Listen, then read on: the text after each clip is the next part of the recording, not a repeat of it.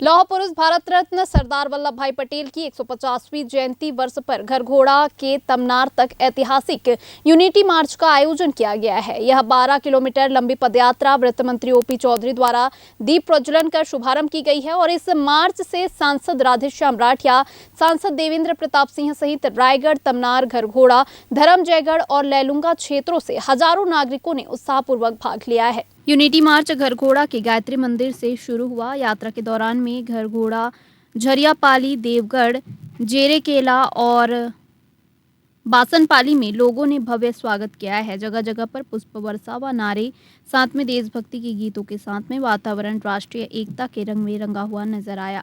भारत माता की जय, वंदे मातरम और छत्तीसगढ़ महतारी अमर रहे के जय घोष से पूरा मार्ग गूंज उठा।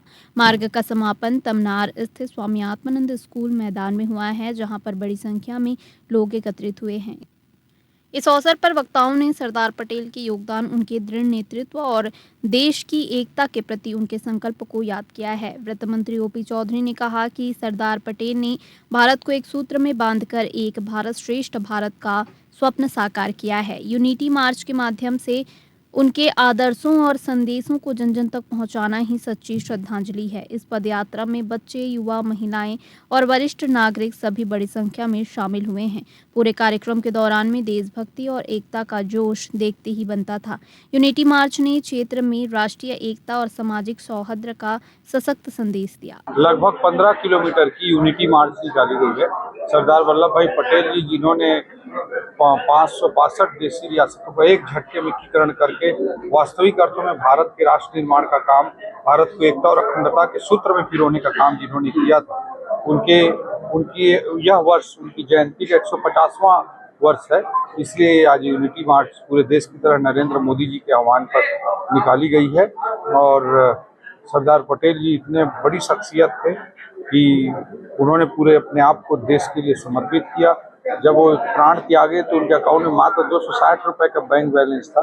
भारत की संस्कृति में ऐसे लोगों की पूजा की जाती है। बड़ी संख्या में युवा भी इसमें, युवा, माता, महिला, बुजुर्ग, सभी लोग, सभी वर्गों के लोग इस पद यात्रा में, यूनिटी मार्च में हजारों की संख्या में, आप खुद देख रहे हैं 10,000 से भी अधिक संख्या में 15 किलोमीटर की पद यात्रा घरघोड़ा से तमनार तक आज 12 तारीख को की जा रही है।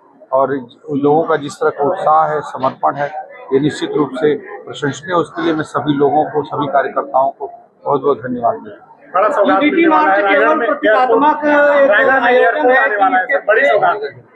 जी, एयरपोर्ट की प्रक्रिया पहले से चालू हुई थी, आज से वर्षों पहले, और जमीन अधिग्रहण का जो विषय था वो बीच में विवादित होकर रुक गया था। तो अभी फिर से उसको आदरणीय मुख्यमंत्री जी के आशीर्वाद से फिर से प्रारंभ करने का निर्णय लिया गया है। तो अभी कोई एयरपोर्ट तुरंत चालू हो जाएगा ऐसा नहीं है। उसके लिए प्रयास हम लोग अलग अलग तरीके से कर रहे हैं, लेकिन हमारा जो पहला टारगेट है कि जमीन अधिग्रहण की प्रक्रिया पूरी हो जाए, जमीन हमारे पास रहे, फिर हम उसमें आगे जैसे जैसे प्रक्रिया होती जाएगी उस दिशा में धीरे धीरे आगे बढ़ेंगे। अगर जमीन का ही अधिग्रहण नहीं हुआ रहेगा तो कभी खुलने का रास्ता, एयरपोर्ट बनने का रास्ता ही प्रशस्त नहीं हो सकता। इसलिए एक बड़े कदम, महत्वपूर्ण कदम के रूप में आप देख सकते हैं, लेकिन अभी मैं कोई दावा नहीं कर रहा कि एयरपोर्ट बन ही जाएगा। लेकिन एयरपोर्ट के लिए जमीन अधिग्रहण कार्रवाई आदरणीय मुख्यमंत्री जी के आशीर्वाद से हम प्रारंभ कर रहे हैं और निश्चित रूप से आने वाले समय में इससे एयरपोर्ट प्रारंभ होने का रास्ता भी धीरे धीरे आगे प्रशस्त होगा। सर, यूनिटी मार्च केवल प्रतीकात्मक आयोजन है या इसके पीछे कोई ठोस नीति संदेश भी नहीं था? बहुत बड़ा संदेश है देश का, जिसने एकीकरण किया।